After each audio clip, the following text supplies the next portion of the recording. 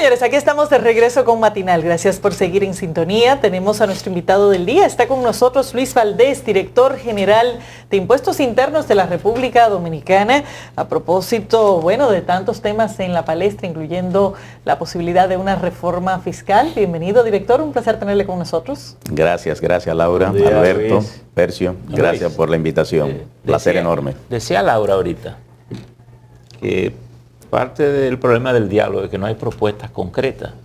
Y uno de los temas que he estado planteándose en el diálogo es la posibilidad de una reforma fiscal.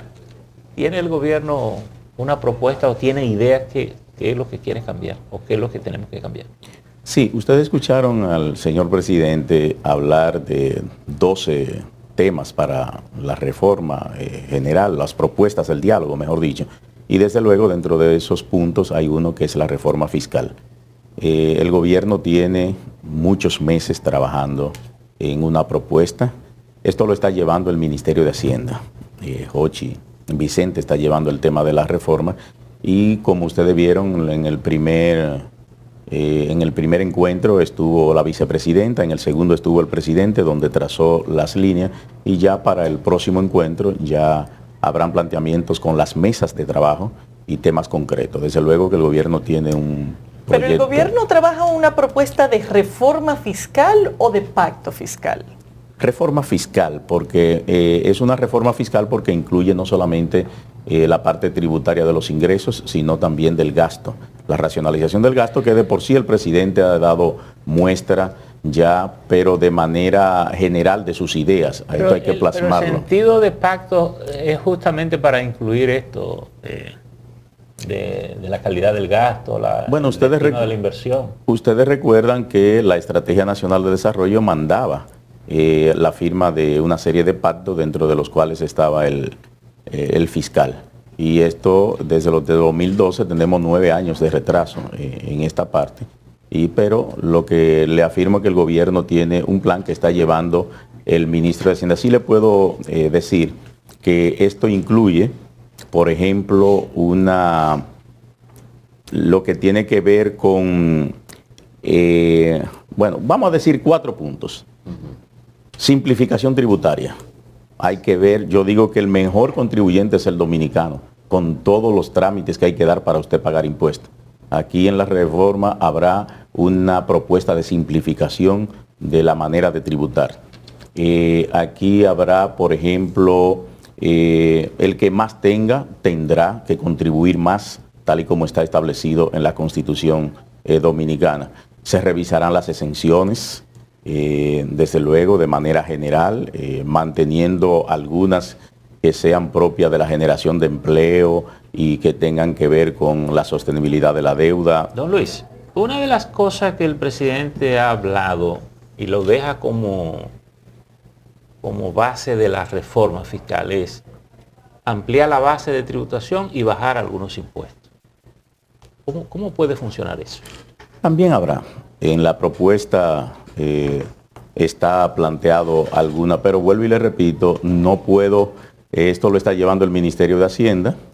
El Ministerio de Hacienda... Sí, pero independientemente de decir cifra, pero por lo menos cómo se piensa abordar temas. Habrá algunos impuestos donde habrá que ampliar la base. Porque, por ejemplo, el gobierno intentó una propuesta de reforma al inicio, que finalmente por los escarceos públicos pues se mandó al Consejo Económico y Social, que me imagino que parte de esos temas que se abordaron en ese momento serán incluidos ahí, tal vez haciendo las revisiones del lugar, pero pudieran permanecer muchos de esos temas ahí, en esa reforma.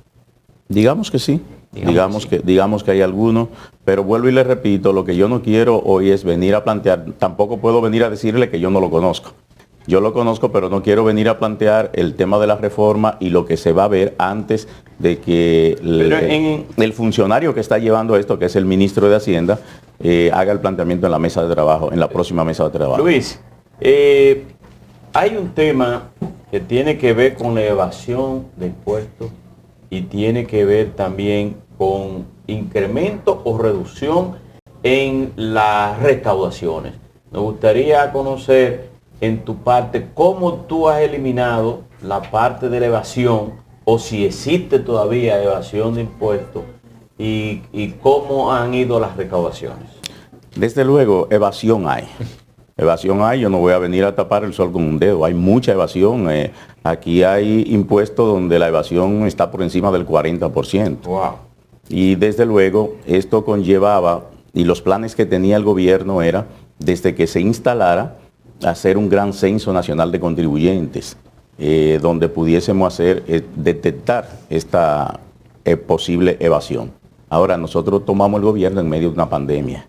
Imagínense que saliéramos en medio de la pandemia con un censo nacional de contribuyentes. Yo siempre digo que no era palabras que nos iban a vocear, ¿verdad? Lo que nos iban era a tirar de todo. Pero aquí está pendiente una actualización del Registro Nacional de Contribuyentes en dos sentidos. Uno para incorporar nuevos y otro es una revisión que ya hemos hecho de los existentes y los que están inactivos. Nosotros estamos, por ejemplo, liquidando ahora en un proceso con el Ministerio Público y con la Suprema Corte de Justicia, con la Judicatura Nacional, estamos ahora liquidando unas 70.000 empresas que tenemos sin actividad dentro del registro de la DGI. Unas 70.000 empresas que no tienen ningún tipo de actividad hace muchos años. No tienen actividad y no tienen tampoco ningún tipo de activo. Ningún tipo de activo. Por lo menos que esté registrado en la DGI. Correcto, que esté registrado en la DGI. ¿Y qué se hace en ese caso? Bueno, ese es un proceso que conlleva, cada empresa conlleva una sentencia para usted poder liquidarla. Y en ese proceso estamos, publicamos hace unas cuantas semanas las primeras 300 que ya tienen sentencia de los tribunales y estamos en ese proceso, pero es un proceso largo. ¿Cuál es la utilidad de este proceso, don Luis, de hacer esta liquidación masiva? Bueno, la principal utilidad es usted no tener un registro de contribuyente abultado sin ser real. Higienizar el sistema. Correcto, higienizar el sistema, pero además de tener ahí el RNC con miles y miles y cientos de miles de contribuyentes que no les genera nada, pues no tiene ningún sentido. Don Luis, en esa dirección, ¿esas empresas en realidad no existen o hay empresas que se han invisibilizado tal vez para ser evasores? ¿Cómo funciona? ¿Cómo han probado ustedes esta situación? Bueno, esto conlleva todo un proceso y un procedimiento de visita a esos lugares, mensajes a través de la posible oficina virtual que tenían. No son como cuando usted en derecho tiene domicilio desconocido, ¿verdad? Que no aparece por ningún lado y que las personas que son accionistas o que fueron accionistas de estas empresas, muchos han fallecido, no están, es histórico. Es lo mismo, como decía Alberto ahorita que me preguntaba sobre las recaudaciones, es lo mismo que los recursos de reconsideración, Alberto, que aquí nosotros encontramos en la DGI unos 10.845 recursos de reconsideración de una década, de más de una década, ahí con un promedio de respuesta de 5 años. Nosotros, y tú me preguntabas de la recaudación, este es un tema medular en lo que ha sido la recaudación en este año, porque inmediatamente llegamos, mandamos al Congreso, y gracias al apoyo de los senadores y los diputados nos aprobaron dentro del presupuesto complementario 2 artículos. Uno, para darle facilidad a esos contribuyentes que tenían estos recursos depositados y por ahí nosotros hemos recaudado ya 25.000 millones de pesos. De lo cual de esos 25.000 de la ley 4620, 17.000 más o menos son de facilidades de pago. Y hoy unos 8.000 de esos 10.845 contribuyentes se han puesto al día. ¿Qué porcentaje de las recaudaciones de este año se corresponden con la ley de sinceramiento patrimonial? Le decía, la ley completa de marzo del año pasado, que fue cuando se cuando se votó la ley, del año 2020, marzo de 2020, van 25.000 millones recaudados. De esos, la gran mayoría es de agosto del año pasado hacia acá. Porque, ¿qué pasaba con esta ley? Pero eso, perdón, director, esos 25.000 millones del total de las recaudaciones de ese mismo año, ¿cuánto representa? Representa un 3 y tanto por ciento. Ahora, lo importante de esto es lo que se dio a partir de la modificación de la ley. Porque la ley 4620 era solamente de revalorización. no cerraba ejercicios fiscales y entonces nosotros, otro de los artículos que incluimos en la ley de presupuesto fue que el contribuyente tuviera la opción de amnistiarse los últimos 3 años, 2017, 2018 y 2019, pagando una tasa efectiva de tributación de un 3.5. Muchos contribuyentes se acogieron a esta ley porque ya, además de revalorizar, la DGI no puede ir durante estos 3 años, estos 3 ejercicios fiscales, a fiscalizarle. Y muchos contribuyentes se acogieron. Ahora, el grueso de esta recaudación corresponde a las facilidades de pago, a los recursos de reconsideración que hemos trabajado. Dentro de la reforma que se piensa hacer, y hay un anhelo de las MIPYMES principalmente, que son de las empresas que tienen el día a día, no así las empresas grandes que sí pueden hacerlo, es la eliminación del anticipo.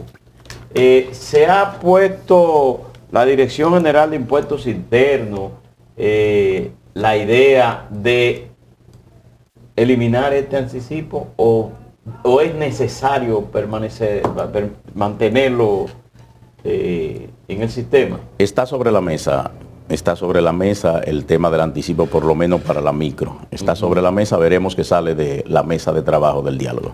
Porque la verdad que eso es un grito de las MIPYMES.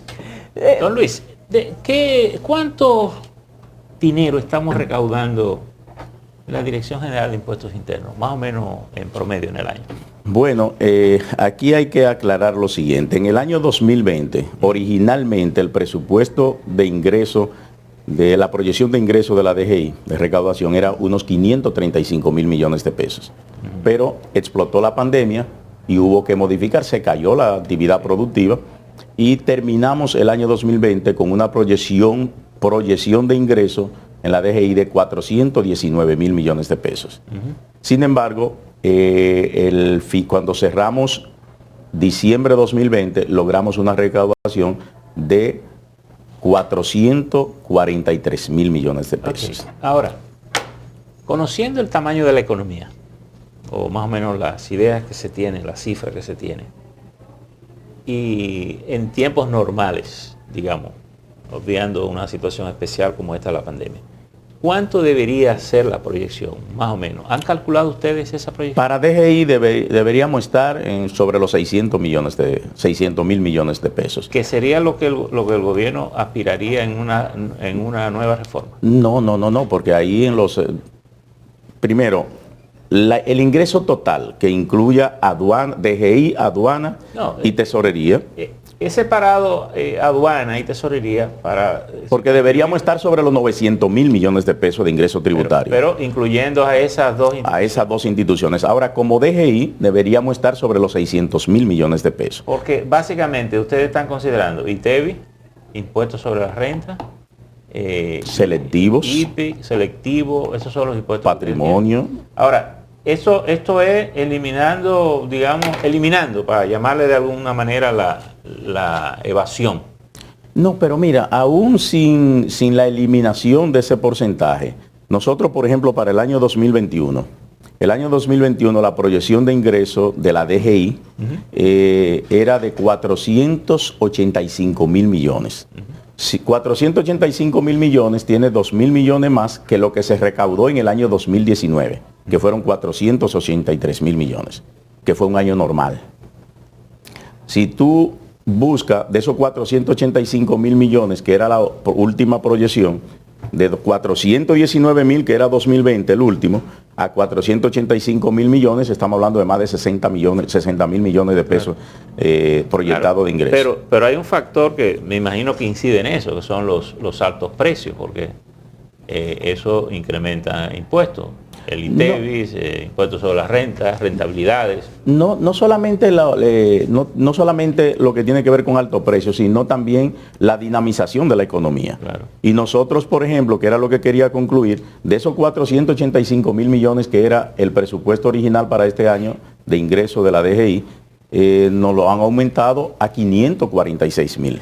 Si usted ve, por ejemplo, Percio, 546 mil ya estamos por encima de la proyección original del presupuesto del año 2020, que eran 535 mil millones. Y sin embargo, vamos a cumplir con esos 546 mil y yo creo que vamos a quedar algo por encima porque el mes de agosto es el mejor ejemplo después del nuevo presupuesto complementario modificado.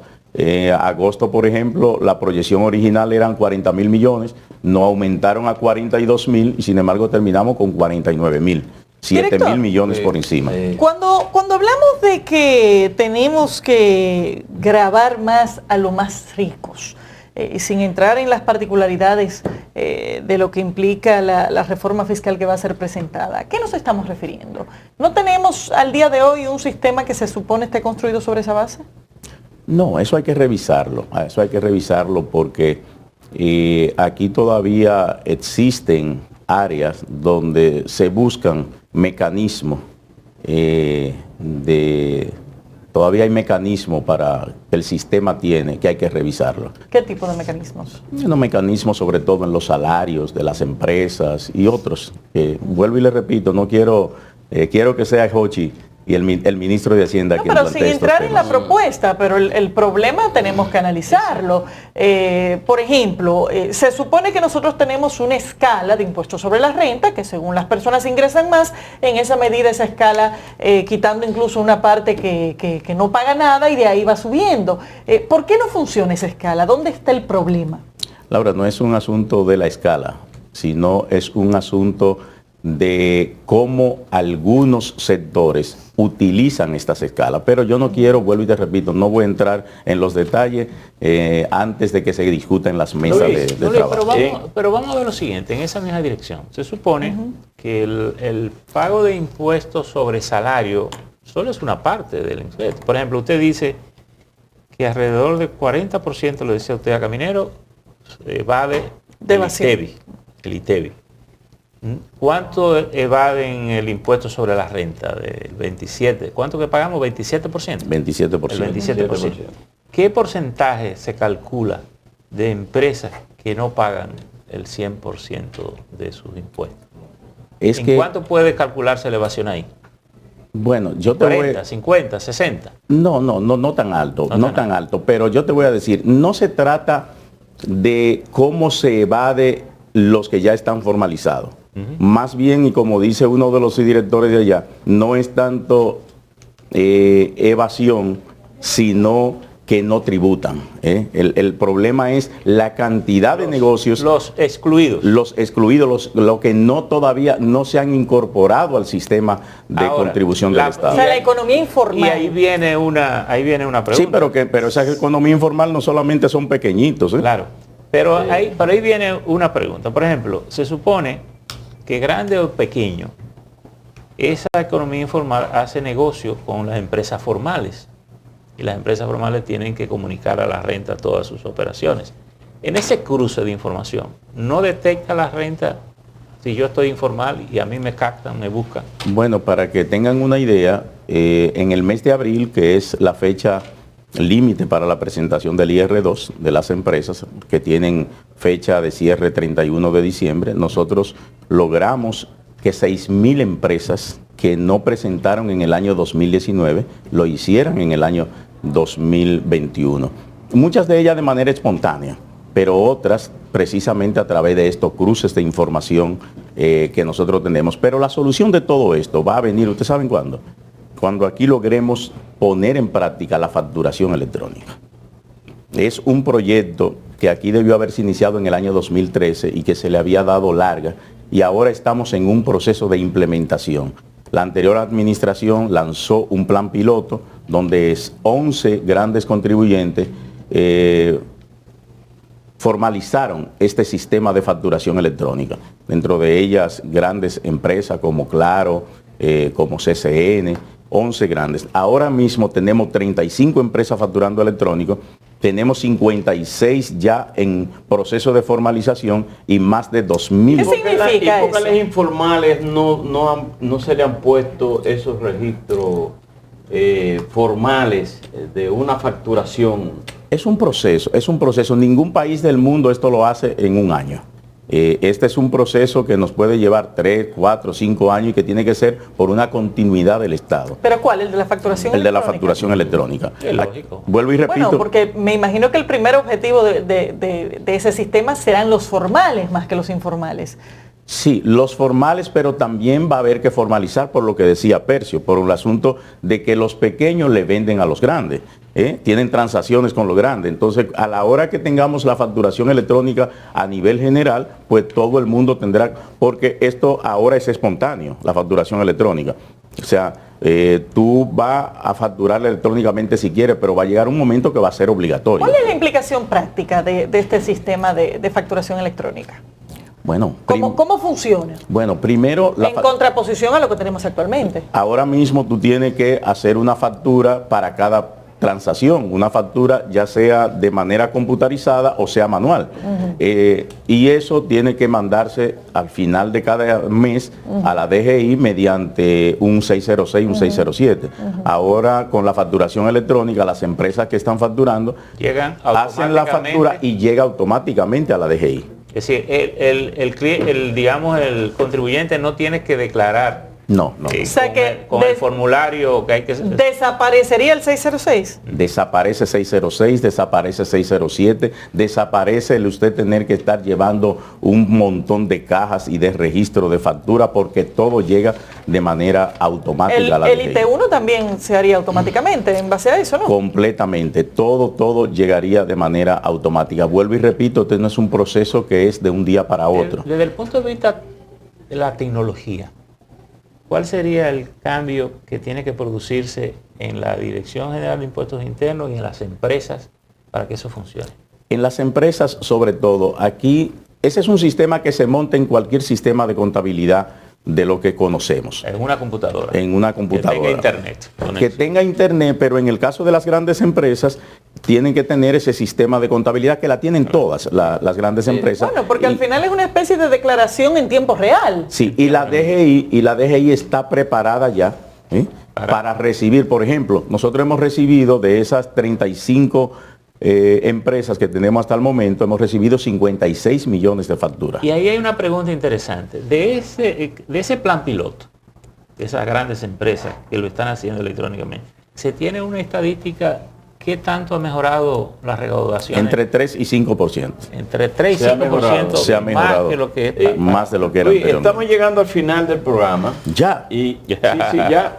Ok, pensaba que iba a Y no decir hemos algo logrado más. que usted no diga Porque nada de usted la no ha reforma querido fiscal. decir nada. Pero ¿verdad? hay algo que la Dirección General de Impuestos Internos puede ayudar bastante a ese combate de la corrupción y el antilavado, porque los sometidos por casos de corrupción se supone que deben tener pago de impuestos. ¿Cómo ayuda la Dirección General de Impuestos Internos a detectar esos casos de corrupción reales de personas tipificadas en casos de judicializados? Bueno, Alberto, tú sabes que yo no puedo salir corriendo y decir que la DGI no tiene nada que ver con esto, porque ustedes saben que si hay una institución aquí, independientemente de quién esté de director, sino la institución que tiene información, se llama la DGI. Y desde luego que el Estado es uno solo. Ustedes ven Ministerio Público, Poder Judicial, Poder Ejecutivo, Poder Legislativo, pero el Estado es uno solo y desde luego que se trabaja en coordinación con todos estos. Bueno, muchas gracias, Luis Valdés. Una muchas gracias. cosa final, a propósito de eso y ese caminero. ¿Por qué da tanto trabajo bancarizar a las personas en la banca? Porque a veces te piden atelate de función. Si cuando debería ser muy fácil dar seguimiento al movimiento de ciertas cuentas para perseguir la dinámica económica de una persona. ¿Por qué no se relaciona esa situación bancaria con el interés del impuesto sobre la renta? Percio, se le da seguimiento. ¿Se le da seguimiento? Se le da seguimiento. Sí, pero se le da seguimiento cuando está abierta la cuenta, pero a las personas le da un trabajo enorme abrir una cuenta bancaria. Bueno, porque tiene que ser así, porque si no, hay condicionalidad de la ley 155-17 de lavado de activos y si tú le abres la apertura de cuenta de la banca de manera general, por ahí se te van a colar muchísimas cosas. Pero ya terminamos, porque yo quería referirme a la a un proyecto que tenemos sobre placa provisional, muy breve. Placa provisional. Esa es la placa de exhibición. Ok, la placa de exhibición. La placa de exhibición. ¿Quitaría Miren, la placa de exhibición? sí, miren, aquí se está dando un fenómeno con la placa de exhibición y esto yo lo voy a decir públicamente porque ya se lo he dicho a todos los importadores, concesionarios y dealers Sí, pero usted autorizados. lo dijo en algún lado porque yo lo leí. Usted, correcto. Usted explíquenos de qué se trata. Aquí se ha hecho un negocio con la placa de exhibición. Se han hecho negocios, y cuando digo de negocios, es negocios, que se le vende un vehículo a no digo todos los dealers, algunos, y siempre digo una expresión que es muy dominicana: al que le sirva el sombrero que se lo ponga y al que no le sirva que no se lo ponga. Usted va a comprar un vehículo en un dealer, le da una placa de exhibición, usted paga el 17% de la primera placa más el impuesto del CO2, y entonces estos dealers, algunos, hacen así y toman ese dinero, duran un año, duran a veces año y medio dándole a cada momento un nuevo cartón de la placa de exhibición, y ellos haciendo negocio con ese 17%. Eso se va a acabar. Incluso se dice que el Porsche amarillo, famoso Porsche amarillo, andaba con una placa de exhibición. Bueno, Andaba sin placa. sin placa. Andaba Sin sin placa. Le placa. quitan la placa. Le quitan la Le placa. quitan la placa. Entonces ahora la placa de exhibición o placa provisional va a ser una placa digitalizada, donde va a tener un código QR, Que la va a entregar la Dirección General de Impuestos Internos. no siempre la entrega la Dirección General de Impuestos Internos, pero estará colocada en el vidrio, en el cristal del vehículo. Supongo que se vencerá de forma automática. de manera automática se vencerá y no hay forma de renovarla. Exacto. Pero además esa placa va a estar ligada al sistema de la DGI y de aduana con los datos de quién compra el vehículo y los datos del vehículo. O sea que no podrán ponérsela de Es un importante. vehículo a otro como sucede en la actualidad. Y en eso Director. estamos en un plan piloto. Bueno, ya Gracias. veremos cómo avanza ese plan. Gracias por estar con nosotros en esta mañana. Esperemos que esa presentación de la reforma fiscal se haga rápido para que podamos volver a conversar de los detalles. Mientras tanto, señores, despedimos a Luis Valdés, director general de la Dirección General de Impuestos Internos de la República Dominicana. Hasta aquí también la entrega del día de hoy. Gracias por la sintonía. Hasta mañana.